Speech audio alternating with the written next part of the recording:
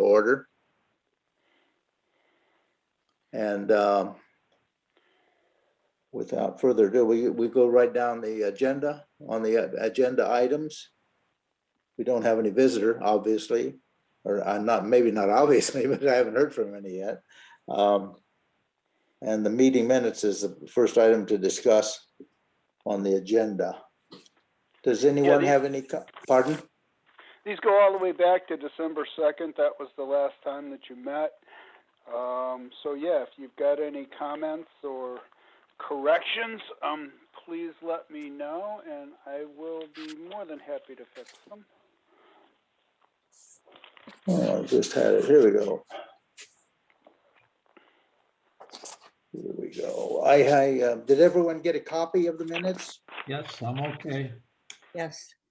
Maggie's the one that usually corrects them, Jim, so you're gonna be okay today. Well, Rob, just whipping things through tonight, huh? Rob, I have to have 1 or 2 points Go just ahead, to prove Kelly, that I read go it. ahead. Thank you for the minutes, Jim. I think I've said this before, but I'm very thankful that you put these together for us, because oh, no problem. if you didn't, I would probably have to. No problem. I did see 2 things on the second page of your minutes. Okay.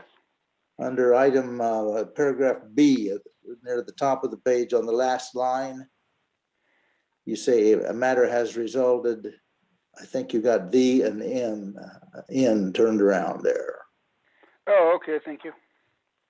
And the only other thing on the bottom part of the page under item Roman numeral 3A, got a landscape medinas. I thought that was a new word. I'm sure you meant medians. I meant medians. You're absolutely correct. But that's all I saw. I thank you for the minutes. No problem.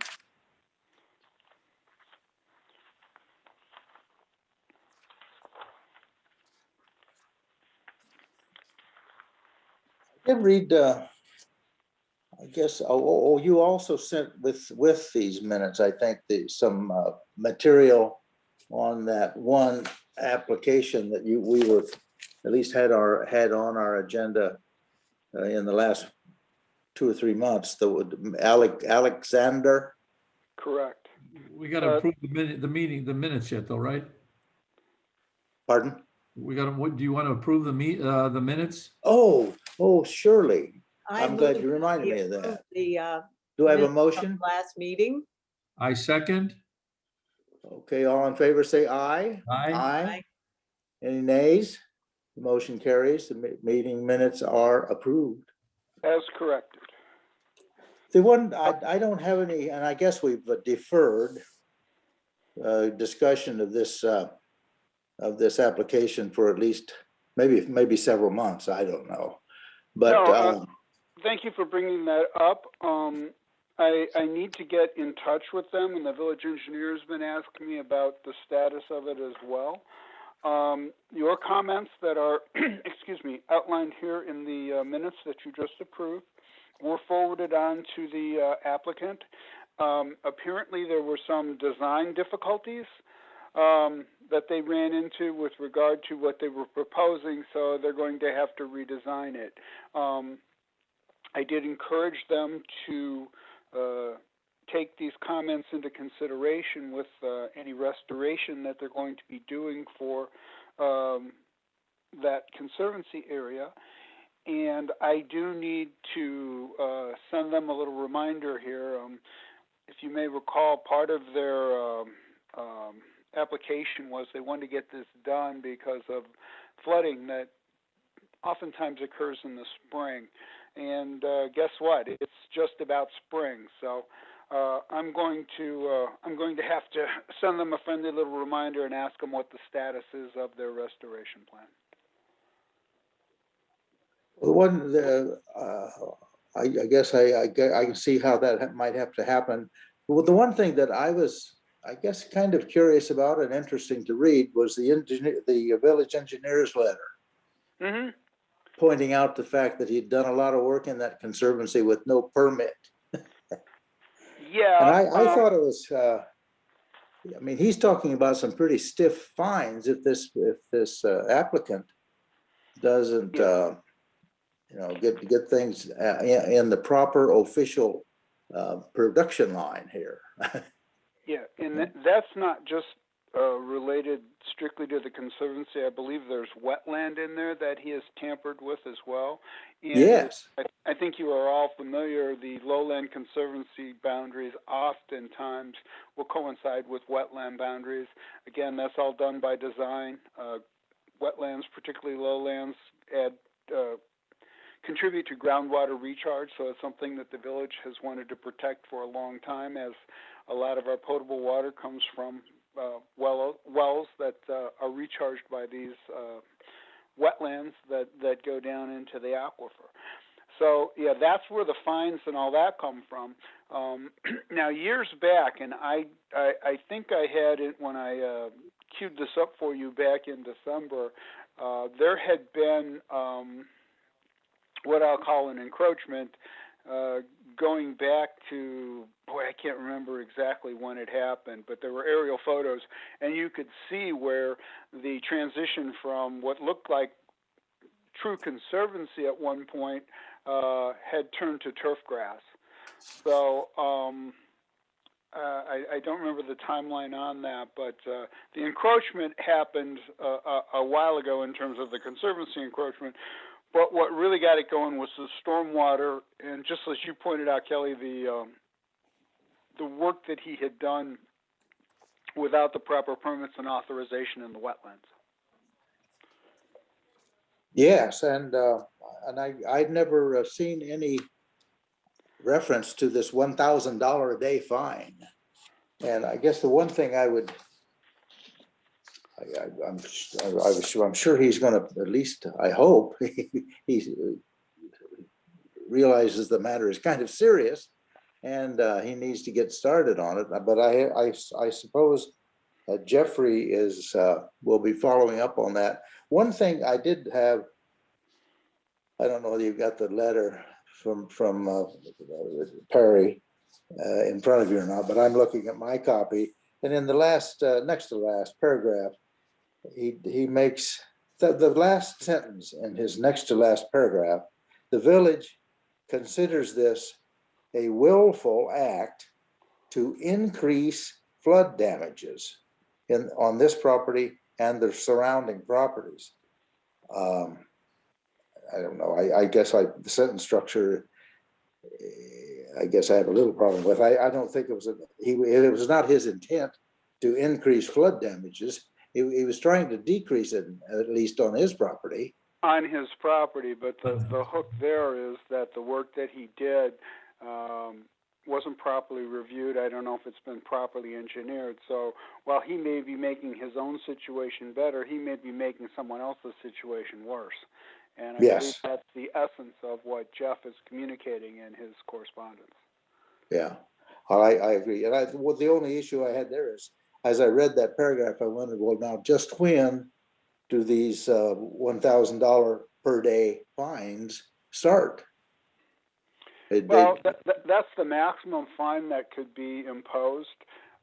In my experience in enforcement matters, we have to go to a judge to get that amount. Typically, when we notify people of a violation and the penalties that may accrue from that violation, we put in the maximum. So, for example, when I do zoning violations and things, I inform people that there's a $750 a day maximum. I've had some, like you note, that have built up a hefty sum, and the prosecutor always says this has been going on for 30 days, so 750 times 30, this is the fine that we're asking for. And the judge kind of just smiles and says, $100 or whatever. So, yeah. But, part of it is to get people's attention and to say, this could become a reality. So it's in your best interest to comply and make this work according to the applicable rules and regulations. Yes. And I understand there's probably not much that could have been done between June 24th of 2020 and now, But as we were just talking previously, we are now looking forward to spring, and I would think he could get on that. And I assume that Jeffrey Perry was going to gouge him a little to make sure he moves on it. Yeah, as a matter of fact, Jeff just contacted me about 2 weeks ago and said, "Have you heard anything?" And I said, "No." I said, just like I told you, I said, I need to send them a little friendly reminder that, you know, we're still waiting on this, and you've been, you know, given some direction here, and we'd like to see plans in conformance with that direction. And the next meeting date will be, you know, just doing everything I can to try to move it along. Yeah, okay, well, that's the only comments I had on that, and I know we've had some people that you know, get carried away with some of their conservancy projects, no permits and wild bushes and all kinds of things, and we you know, it sometimes it's hard to get them in line, but this looks like he did a lot of dirt moving around his house, and Yeah. he's got some work to do to get it back into a shape that's going to be approved by the, what do you get, Stormwater Commission or whatever. But that's all I had on that. We won't, I don't even remember this coming before us. It's been years in the making, right? Yes, the Conservancy violation has been years in the making. The trigger to it was what he did with regard to the stormwater implications. He went in there and actually did grading and moved dirt and all these sorts of things, which exacerbated the Conservancy violation, but created a violation of the county stormwater regulations as well, which is where Jeff gets involved. He's the steward, if you will, of those regulations, and make sure that they're implemented. Okay. Well, we've done all we need to do about it. Just wait to see what happens with the corrections. And you hopefully will be getting in the relatively near future a revised plan. They were looking for historical documents from the village regarding, I think it was the original grading plans or something like that, and we had to pull them from archives, and that was probably in December or so. It was still really cold out. But I believe they have those documents, so again, it's a good time for me to give them a little friendly reminder that what's the status of this application. Excuse me, but what property are we talking about? This is 6881. What is Alexander? Drive? Is it Eleonora? It's up in Eleonora Estates. It's a property that butts Indian Creek Road. It's what we call a double frontage lot, and we did have a application. 6881 September Boulevard. I'm sorry, it's in Eleonora Estates. It's a double frontage lot that abuts, the back side of it abuts Indian Creek Road, and the front side is on September Boulevard. If you're familiar with Eleonora Estates at all, there's a lake, more like a swamp, kind of like a big wetland actually, that's kind of in the middle of it, and part of it drains down through this property, which is why Jeff is very concerned about the stormwater implications of it. Thank you. Is that Jeanette? Yes. Hi, Jeanette. Hey, Kelly. Well, that's all we have to discuss on that, I think. We'll just wait for news. Yeah, What's news? I'll keep you updated. Hopefully it'll be soon. Like I say, he wanted to get this all squared away, so if we had a wet spring like we did last year, he wouldn't be flooded. Okay. That's enough for that. I am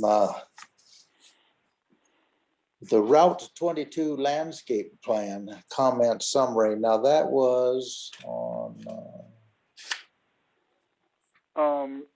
that was your December 29 memo. Yeah.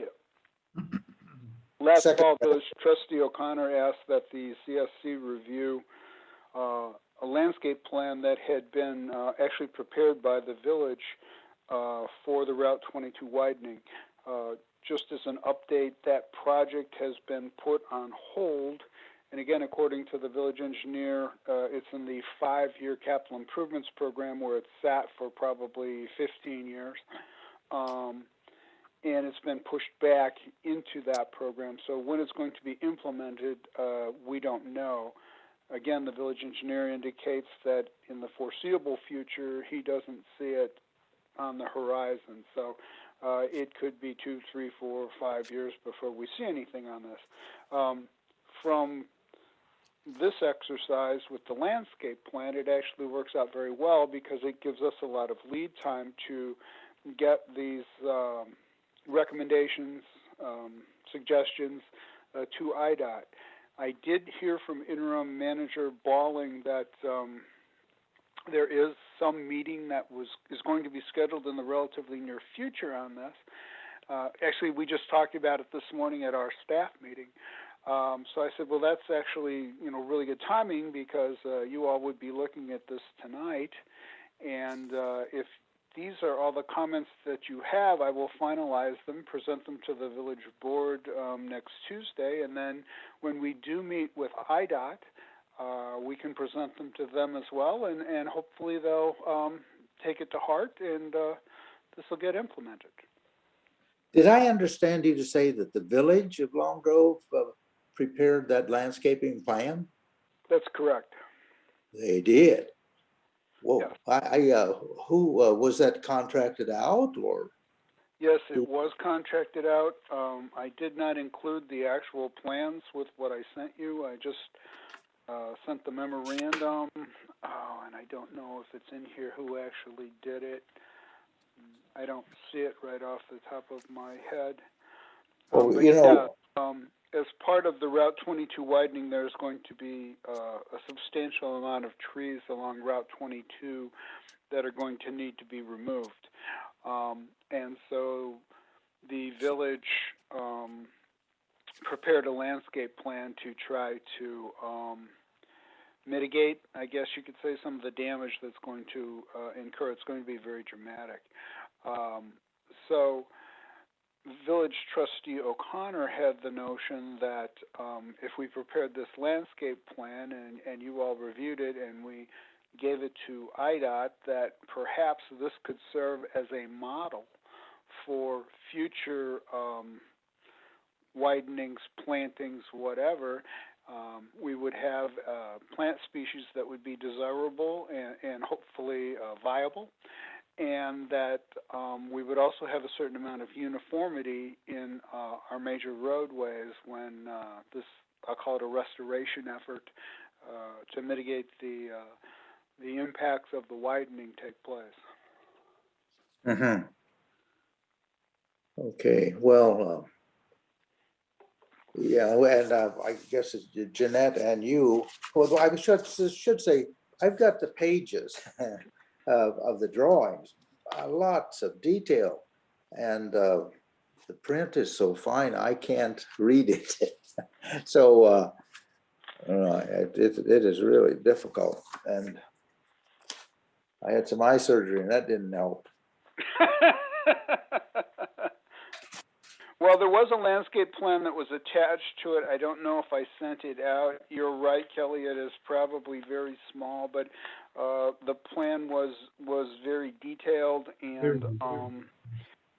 there were quantities spelled out, and then the thing too, there's so much materials. I mean, right. Hundreds of these things. Wonder if there Well, was there's going to be a lot of material that's removed, so you got to keep that in mind too. Okay. I have a quick question, Jim, and Kelly, maybe you can answer this. 22 is a state. They're talking about doing Aptekizik, which is a county. Correct. And I'm sitting on the HOA, and they came to us for right away and offered us a few dollars, saying, hey, this, that, and the other thing. And they're saying 22, and again, that's penciled in. Take that with a grain of salt. And I don't know how much. I don't want to say destruction, but how much they're going to do. But there's no landscaping plan for that, am I correct? And should there be, or why did they pick 22 and not Aptekizik? And Well, first of all, there's an apples and oranges comparison here. 22 is a state right of way. Correct. The widening has occurred everywhere except what I will say Long Grove. That's not entirely true, but from 83 to I think it's Quinton Road Yep. is the last segment of 22 that needs to be widened. Everything else has been done. The problem with that is it serves as somewhat of a choker. You go from 2 lanes down to 1 lane, and it causes a lot of traffic problems. Why now and why this is the last segment and how that all came about, I am not clear on, but this is a state project, and as they're going to be taking out substantial existing vegetation along Route 22, this was offered up as a mitigation effort. Now, on Aptekizik, I don't believe you have the same volume and maturity of trees along that right-of-way. Now, in your particular instance, which is Eastgate, there was a scenic corridor that was established when that subdivision was put in, and there was landscaping and I believe a pathway also Right. that went through that frontage. But like on the other side of you, over by Rudy's, you really don't have the maturity and the quality and the volume of planting that you do on 22. Well, that's, you're talking about that vineyard, are you not? Mm-hmm. I mean, it's got a lot of plantings, but they're all identical. Mm-hmm. Okay. And I would say, Curiosity why they're gonna, I don't want to call it, they have landscaping plans for a state project, make no mistake Right. about that. And there are tentatively that I'm unaware of anything for the county project. Why one and not the other? And I certainly agree that there's not a lot of vegetation. And with Eastgate, we've already got that scenic corridor. I'm also, and I gotta go back and check, I think they're gonna put sidewalks in.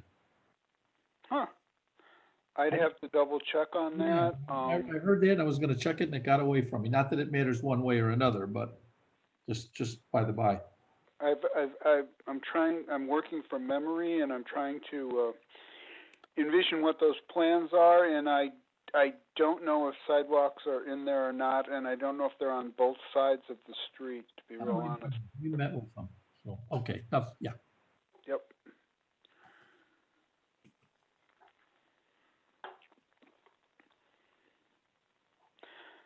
So anyway, with regard to the memo that the second draft here, thank you, Jeanette, for your comments. That's largely what's incorporated in here. If you are all happy with this, then I will make this the final draft. I will change the date to reflect tonight's meeting, and I will include this in my report to the village board next Tuesday, and we'll see what happens. Ultimately, like I said, with the upcoming IDOT meeting for Route 22, I would like to have the blessing of the village board as well and forward these comments on to them. When did you say that meeting was? I'm sorry, Kelly, I didn't hear you. Well, that meeting, when is that? I don't know. Oh, okay. We just discussed the potential of it this morning. I believe someone from IDOT reached out to either Village President Jacob or Interim Manager Balding and asked about a potential meeting date, so it's to be determined. But I was invited to participate, and I would like to. Sure.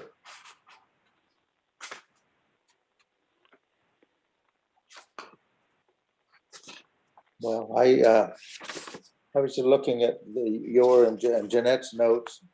One thing I did notice, the suggestion for a redbud. Redbud is in some of the places. And I think I never thought of redbud before, but they're pretty hardy, aren't they, Jeanette? I'd have to look that up to know for sure just how hardy they are. I don't believe they're native to Lake County. Oh. I guess I've got a few in my Not yard. a requirement for this project, I don't believe. Uh-huh. You So want my- the redbud the red bud was already included in the landscaping plan that was in place? That was submitted, correct. Yeah, 45 trees from what I have here, they're an ornamental. The concerns that were noted was regular watering, fertilization, pruning out dead branches is needed to keep healthy. I didn't note a concern with it not being native. Well, Jim, I don't think that was in there because this is not Conservancy land that we're Correct. talking about. So Correct. that's You're not a absolutely correct. requirement. You're absolutely correct. so it's not a requirement, but we would want to to have a concern whether it's works all right in that kind of an environment, you know, a lot of salt and exhaust fumes and all that stuff. That's what I tried to include in my comments was things, which ones required regular watering or were going to be adversely affected by pollution or salt, and whether or not the sizing seemed appropriate for the location. Yeah, and these aren't necessarily going to be median plantings, but I think it's good that you noted that. It's just a good thought. These will be along the rights of way, which may or may not fall into scenic corridors. But you're absolutely correct. It's not a conservancy area, and our standards for corridors are, I'll say, more relaxed than what we have for the conservancies. If they're going to plant trees, I'd just as leave see them plant oak trees as opposed to a lot of ornamentals. Mm-hmm.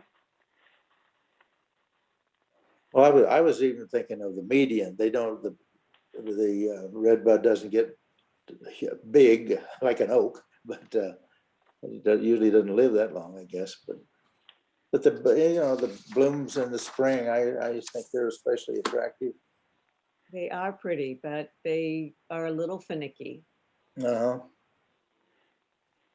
If they're willing to do what it takes to keep them healthy, that would be fine. But I haven't noticed a lot of regular maintenance on plantings around roadways beyond the first year. Even that, it might be iffy. Yeah, as the more I think about it, I've got, I guess, 3 or 4 of them in my lawn, and I'm they're finicky, they're touchy. I had one, it was well into the spring, and I thought it was dead, and I had the tree guy come, and he thought it was dead too. Put his big white X on the trunk. He's going to come back in a few days and cut it down, and in a few days it had leaves. But and it's still living, a short one big branch, but that's not a problem. No, I just like the things, but they're probably not suitable for a roadside, I suppose. Well, what can we do? Do you need anything else from anybody on the commission to prepare this second draft for presentation with your material to the board?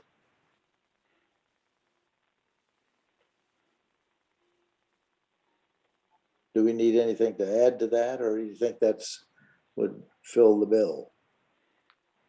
If you're happy with it, then I will take that as a consensus of the board, and I will go ahead and kind of finalize it a little bit as I outlined previously, and then I will include this in my report to the village board next Tuesday. Okay, well, I think you mentioned that it's going to be at least 5 years and probably more like 15 before they do any work. So we've got time to think about it a little, I suppose. Yeah, it's unknown, and I think that is actually a benefit to this because it gives IDOT some time to think about it and react to it. Hopefully incorporate it into their planning efforts for the Route 22 widening.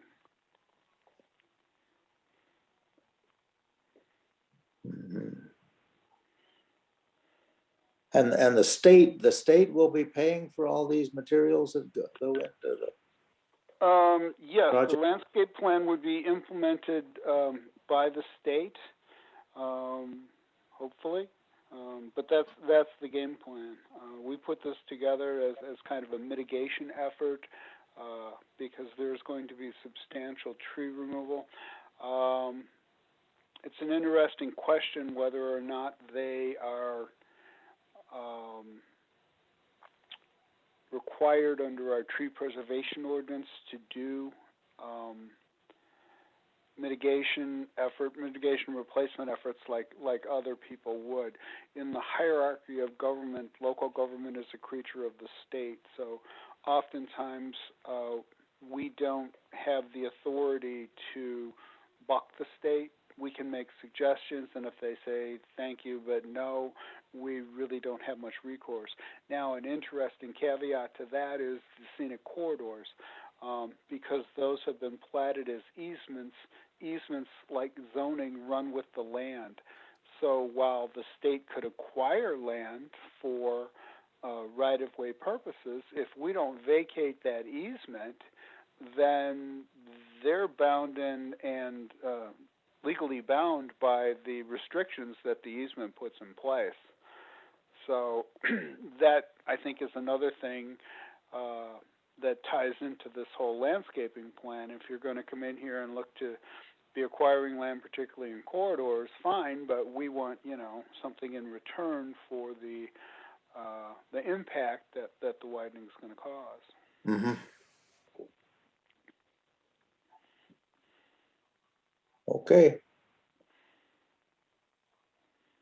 Well, this is, I think it's fine with me. I mean, some of these materials, they, especially if you're talking about anything in the median, some of these big materials wouldn't work for the median. 40 or 60 foot spread is not going to work in there. But on the roadside and in the scenic corridor should be okay. Mm-hmm.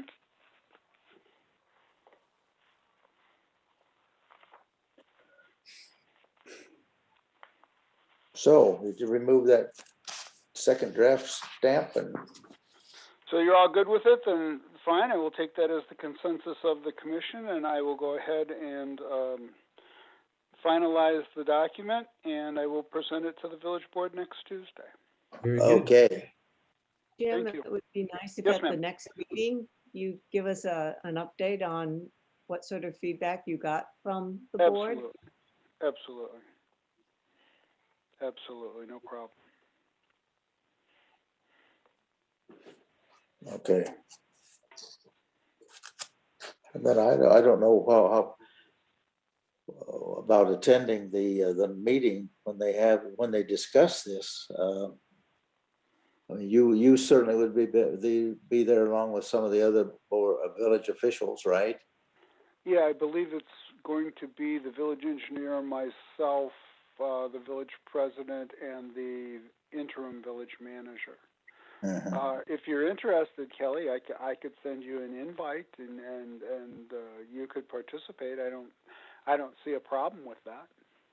Well, I mean, obviously the village will be well represented, and I'm not sure what's involved. It depends. I'm retired. I'm not all that. I don't have that many things on my calendar that I have to worry about it. But yes, if you get the impression or get the feeling that it's going to be a good meeting and with a lot of discussion about what can be and what will be done, yeah, I would like to attend. I wouldn't feel hurt if you don't have room or don't want a big crowd, so to speak. Well, I don't know when it's going to take place. If it's any time in the near future, it'll be a virtual meeting. So here we go. Yeah, I can get my camera going. Yeah, that won't be an issue. So Okay, you're right. I just dial you up. mm-hmm. Absolutely.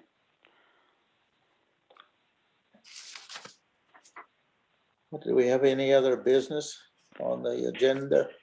Yes, the native landscaping of medians. Oh, yes.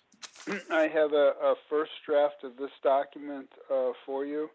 I've tried to make this kind of a I don't know, policy working kind of paper that has a lot of what I'll call best practices for utilizing native plantings in medians.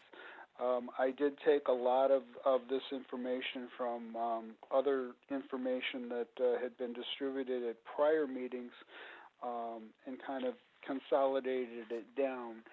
Now that you're looking at page 3 of your memo.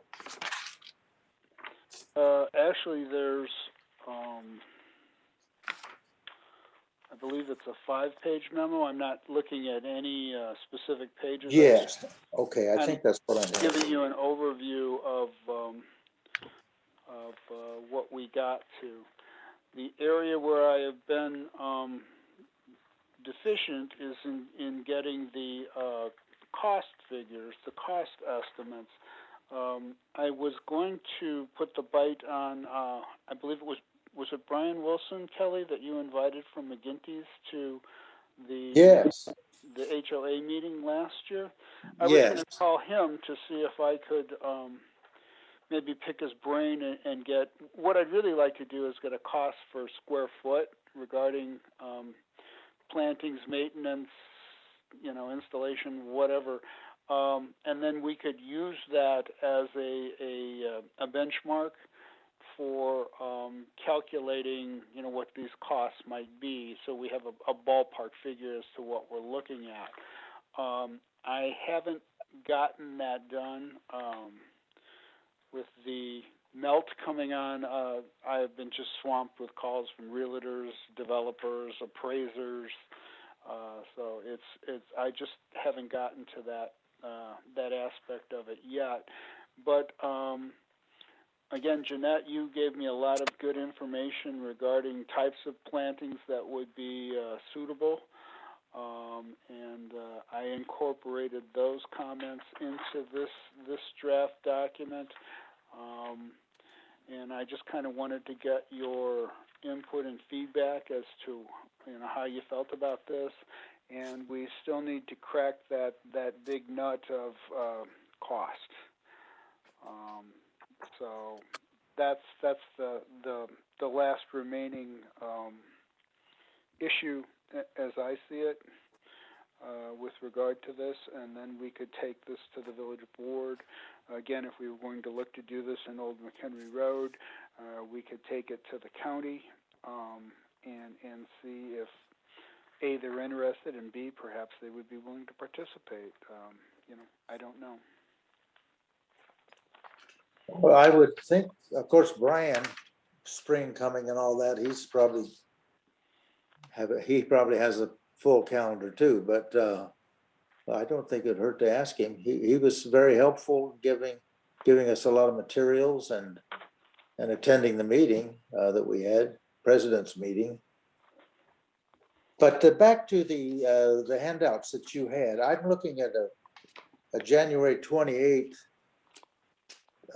memo from you, and it's on, let's see. Yeah, it's on item number B. On that memo, you go into a discussion of what can be done with natural plantings in the medians. But then also I've got another memo here that's dated November 23 of 2020, and it has a fairly lengthy discussion of natural plantings on landscape islands, and but it goes into 2283 and Old McHenry Road. Correct. We've had several discussions on this topic, and I've tried to boil down what we've done to date into the current memo, which is dated January 25th of this year. And again, I'm hoping that this could function as a guideline, a policy paper, a working document that we can use to kind of justify the cost that would be associated with this, to, like I say, reach out to the county and see if there's any interest in their participation in doing something like this based on, again, this document. And if nothing else, just have it on hand as a policy paper for what we would be looking for natural plantings and medians. I guess as I'm looking at the January 28th memo, did you say 25th or 28th? The one I'm looking at says the 25th. Oh, And I believe that's what I sent you all for. I have the 25th of January. Tonight's Oh. meeting, yeah. It's Okay. titled CSCC Memo - Natural Landscape Medians. Yeah, Native Landscaping and Medians first draft.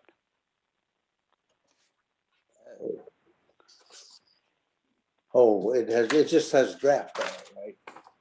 Mm-hmm. Okay, yes, I've got that one too. So now I've got three, but all three of them address plantings in the medians, natural plantings and plant selection information.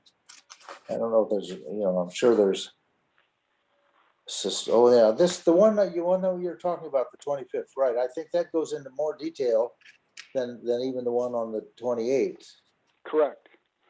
Again, what I've tried to do is condense all the discussion and information that we've reviewed at prior meetings into this draft. Yeah, and I think looking again at that the 25th memo, that's at least 3 pages, and well, it's 4 pages.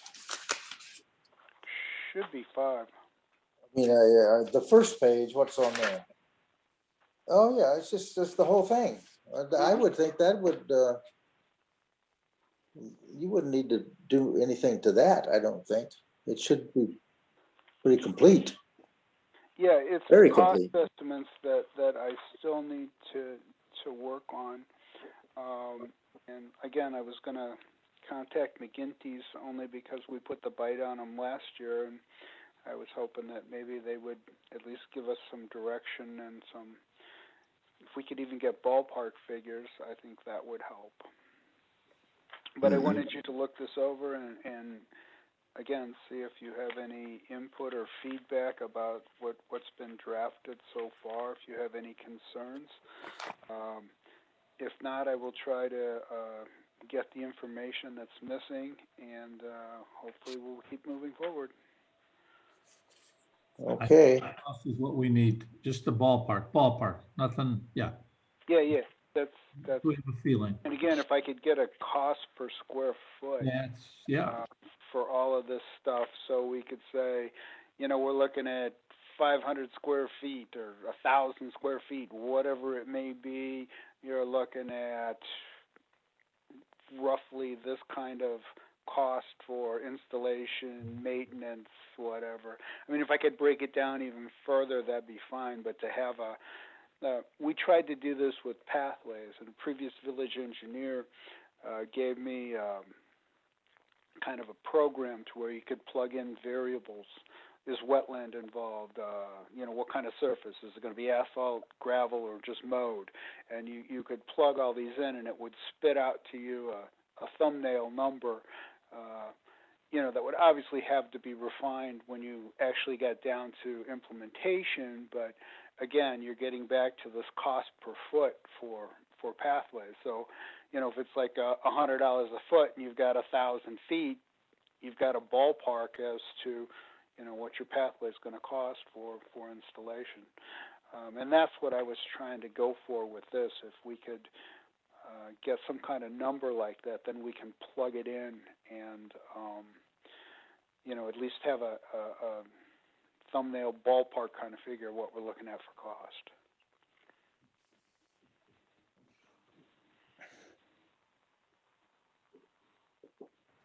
So I can see where that would be very helpful to know at least what order of magnitude you're talking about.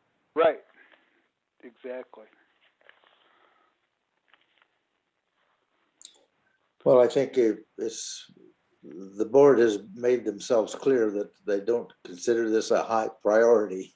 So I'm sure they don't want to spend any more money than they have to, Well, and that's a really good point, Kelly. And you know, with COVID, we're going into the budget cycle right now, and everything is kind of conservative and pared back. On the plus side, it looks like we're doing well, better than anticipated, but there's still an air of caution. But again, that doesn't mean we can't plan or come up with scenarios that, if they're not implemented now, could be implemented in the future. And that's kind of the policy paper aspect that I'm trying to tie to this. You know, this information I think should be good. Obviously, the cost numbers would vary, but you know, we've still got an idea. But the concepts and the methodology and what it takes to get this done would probably still remain valid. and I think also you could assume that it's going to be implemented in phases. Mm-hmm. And, you know, also if it spreads itself over a few years, we at least get a chance to see what works and what doesn't work before we spend a lot of money on things that don't like the environment or whatever. Yeah, and that's where Rob's idea with the test plots, I think, is a really, really good one. So if we could come up, you know, with some seed money, let's put it that way, as to, you know, what a test plot would cost us, and then see how that's, A, works, B, is, you know, received by the community. Does it give us the desired look that we're after, you know? Is aesthetically pleasing, that kind of thing, and is it durable? Is it sustainable? I mean, that's what I think the test plot idea will get us. So I really think that's a good starting point, and we need to nail down these cost numbers and see what kind of interest there is in making it happen. And I think all the discussions that I've been involved in, I think everybody agrees that a good starting point, maybe not the best, but a good one, would be the median number 2 at Old McHenry Road and Route 53. Mm-hmm. Yep. So again, I hope that what you've got before you tonight is acceptable and sets a good groundwork for the future. And again, if there's any comments or concerns with that, let me know, and I'll be happy to change it, and we can discuss it more in the future. But it's really those cost numbers that I'm stuck on. All the information that I found has been actually very good, but cost is something that has not been mentioned much. So there may be a lot of reasons for that. That, you know, it's kind of a local thing. Various localities will have different costs and things like that. But all the literature I found has been very silent on that aspect. Uh-huh.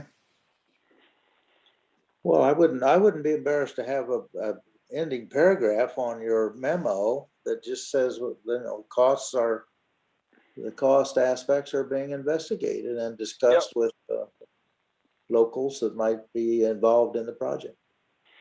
Well, if we're going to try to get money from the board, I mean, the budget cycle's coming up, so it would be a good time to do it. But I think we need a realistic number that we can plug in there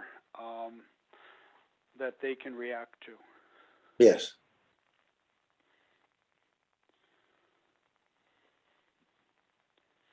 But I think your memo that as you have it now, January 25th version, I think that's very complete.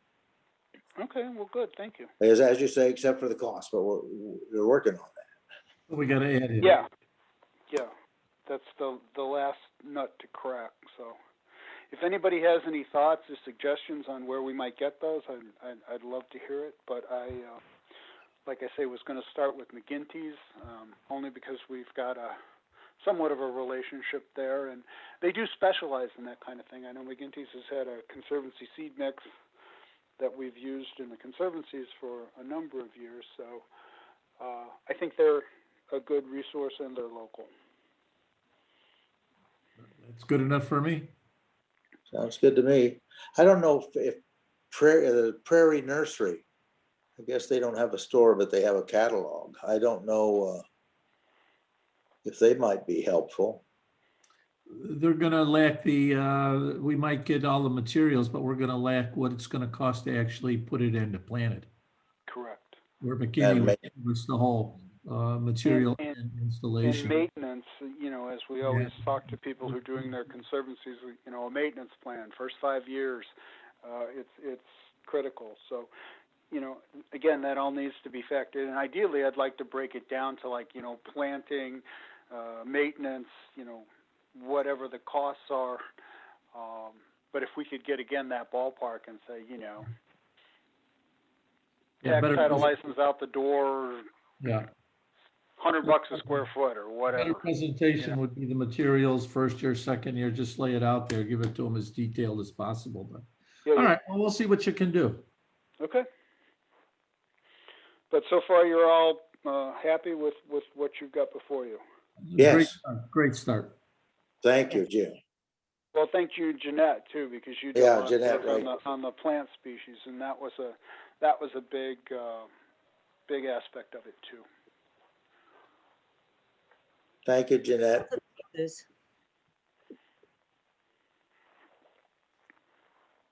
No, I'm trying to think, talk about maintenance. On Route 60, east of the Expressway 94. Mm-hmm. I don't know who maintains it. It must be the state. Wouldn't that be the state, Route 60, Jim? I don't know. Probably their right of way. Yes. Yeah, but the thing that's always interested me about that little stretch just east of 94, it's not a big median, it's not wide, but it's fairly lengthy. And every year they put up silt fence and all that along the curbs. But it's a very nice looking median if you ever get a chance to take a look at it. Okay. Thank you for that. I don't know if it's a state. Well, The state maintains it, you think? It could be the state. There could be some sort of maintenance agreement, like you know, when we were looking at this before. Milu does the maintenance of the rights of way through the village. Part of that is state property. Part of that is county property, but we do the maintenance. So there could be some sort of agreement that yes, it's state property, but we'll allow you to do this in our right of way if you maintain it as such. You know. Mm-hmm. Mm-hmm. Well, anyway, it's going to be spring one of these days, and that's a very, very, very nice thing to look at if you get a chance. Mm-hmm. That's the goal.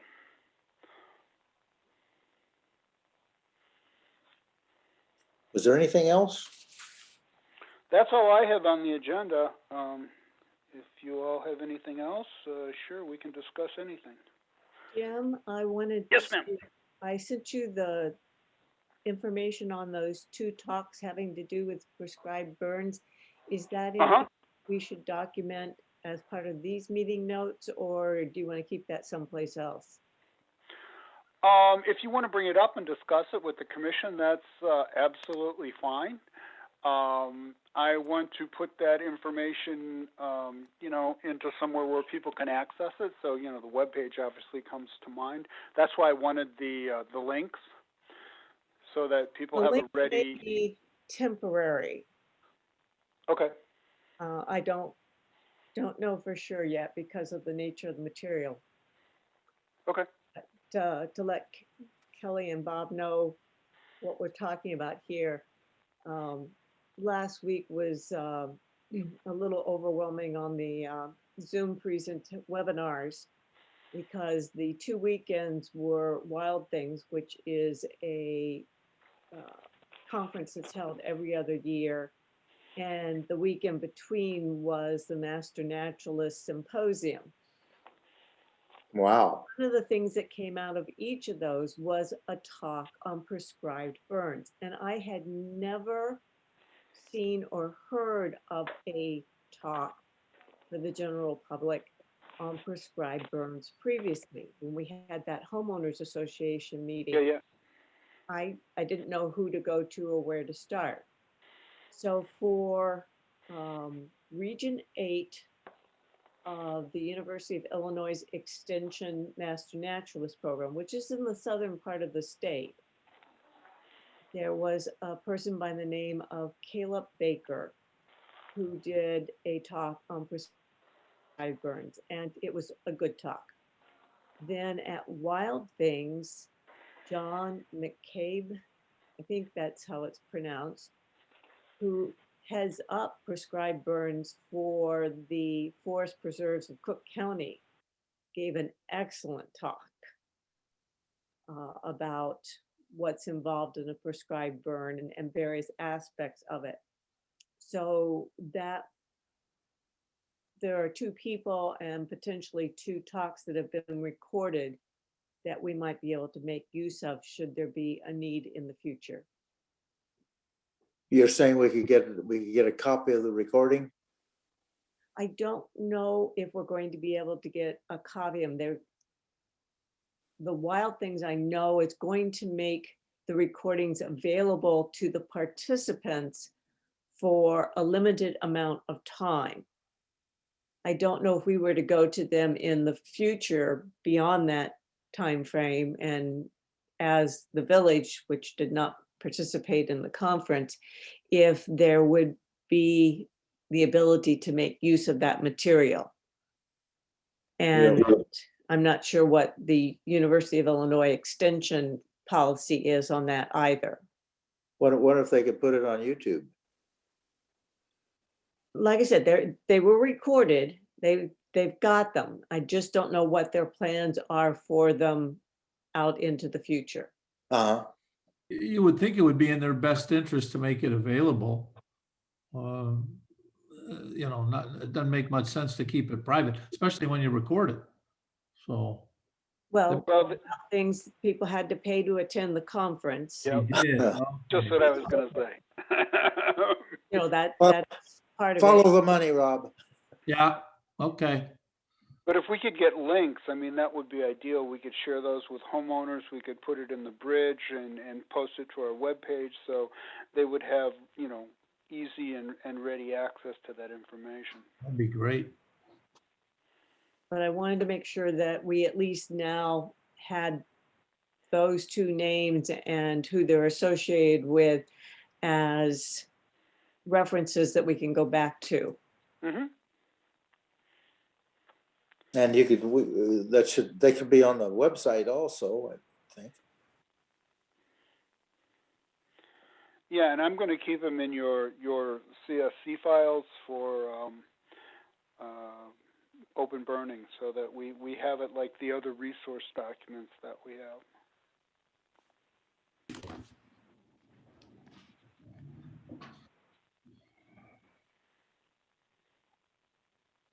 Do you have any other questions about the talks, or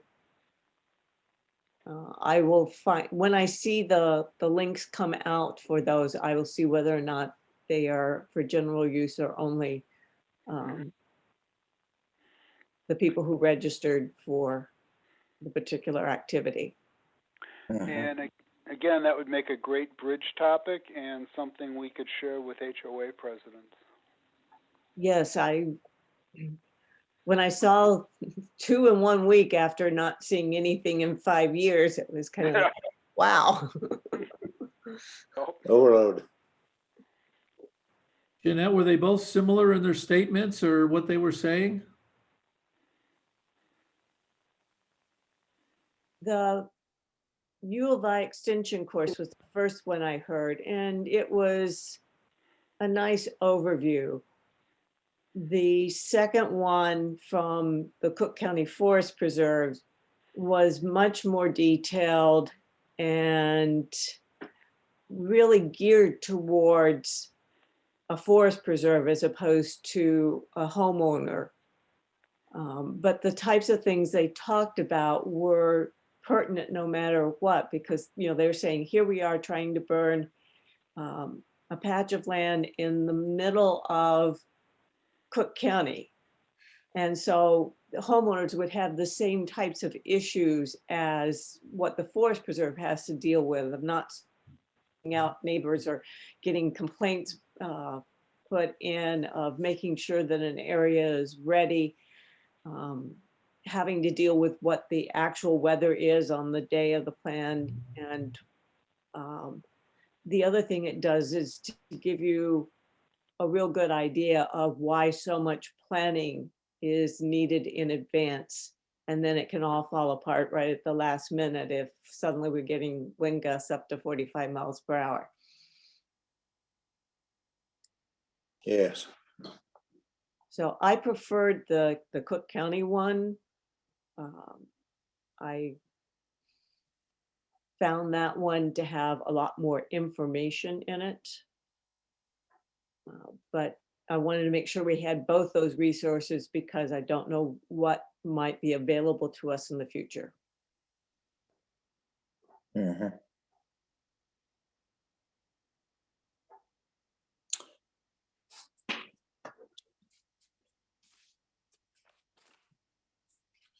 I would think, like Rob was saying, I would think could find that on the equivalent of YouTube or something like that somewhere, even something on a website from the, what do you say, the University, was it Illinois, University of Illinois? University of Illinois Extension is the one who supports a number of different programs, including master gardeners, master naturalists, forestry, environmental, gardening. There's a whole set of areas that they provide information about.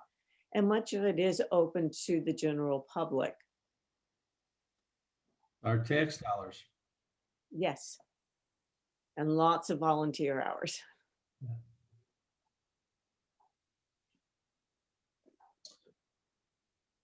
Well, in years past, I mean, I'm talking maybe 15, 20 years ago, there was a lot of burning on the conservancies and the scenic corridors.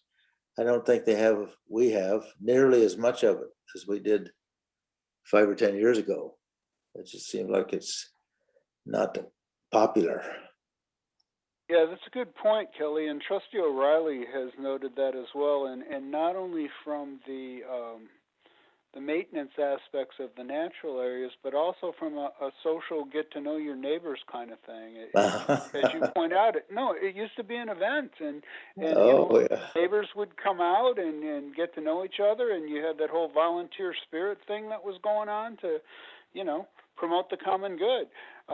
And we're just not getting that kind of response anymore, which I think is why you're seeing a decline in the burns. I'm sure there may be a cost factor, with that, but it was an event, and it's just. Oh, it was brought all the neighbors. It was.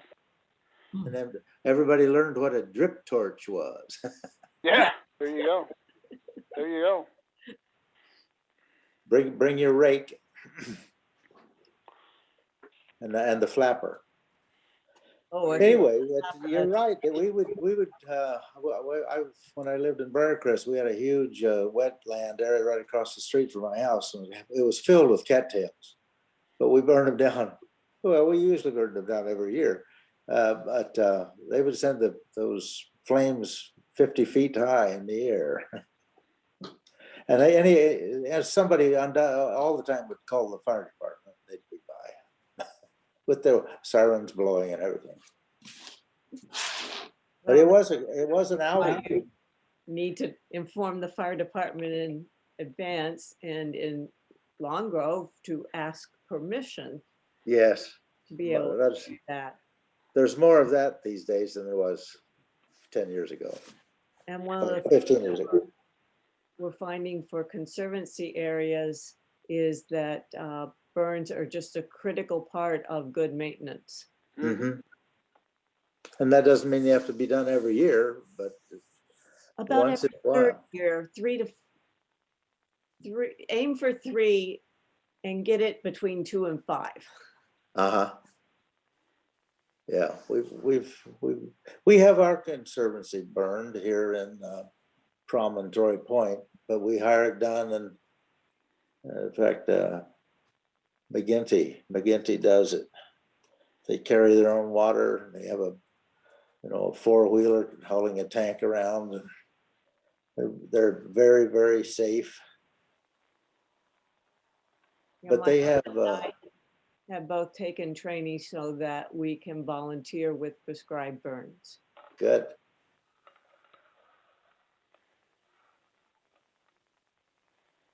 Trying to think of the name of that tall grass. Anyway, that's what we have got on the across the street from us now, and they can't. Even McGinty has a hard time burning. It's Phragmites? Phragmites. Yes, that's it. Oh my God, yes. And they're another one of those candlesticks.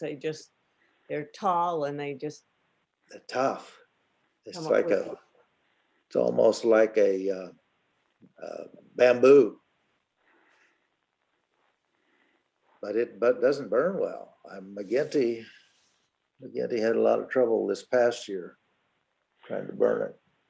Yeah, the Park District's starting to get aware of that. They've gotten grants from the village for the last few years to do teasel removal along rights of way, and they've actually been pretty good at it.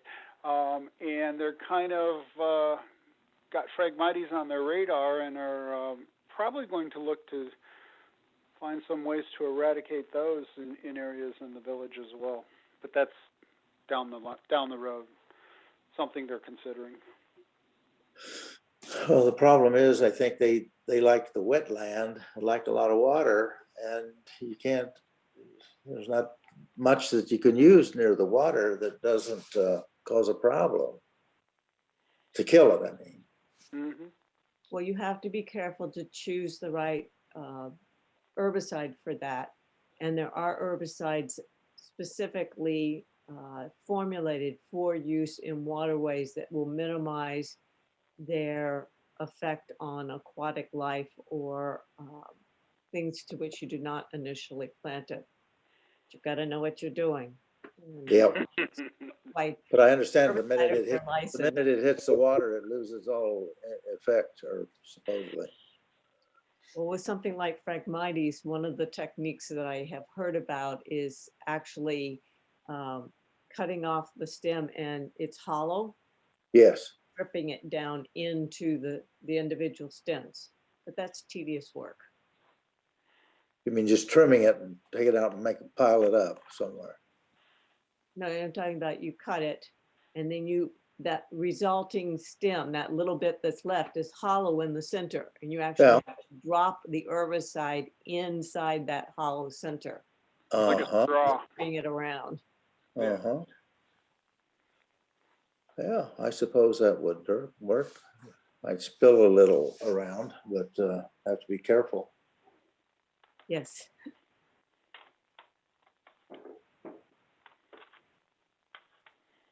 There's also some high-powered stuff that'll get my memory's no good anymore. But anyway, they're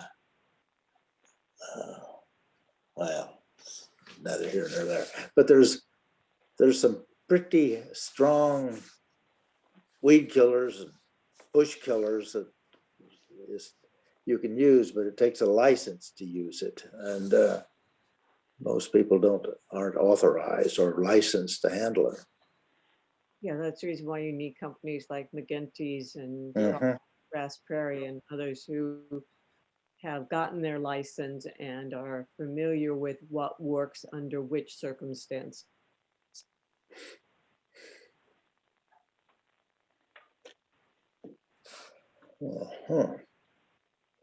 Well, I don't know that I have anything further. Anybody have something, or we have a motion to adjourn?